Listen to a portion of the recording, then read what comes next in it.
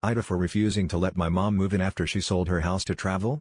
My 29M mom, 54F, has always been a free spirit. She had me young and raised me mostly on her own, and while I love her, she's never been the most responsible person. She always followed her heart, even when it made no financial sense. Growing up, we struggled because she quit jobs impulsively or spent money she didn't have.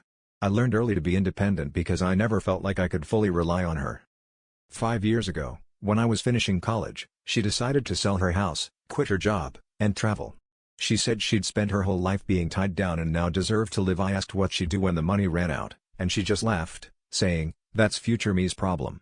Family tried to talk her out of it, but she was determined. She sold the house, got rid of most of her belongings, and spent the next few years hopping from country to country, posting about her dream life on social media.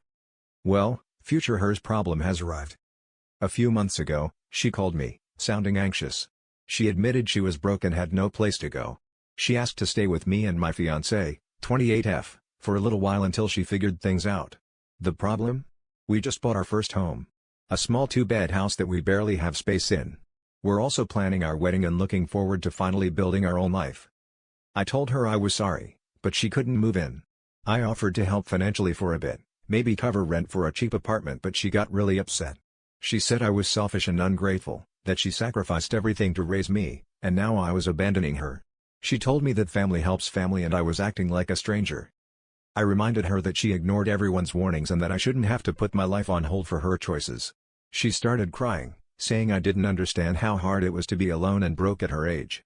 That part made me feel guilty because I do get that she's scared and struggling. But at the same time, I can't keep saving her from herself. Now, family members are reaching out, saying she's my mother and I owe it to her. My fiancé supports my decision but feels bad too. Ida for refusing to let my mom move in after she gambled her entire future away?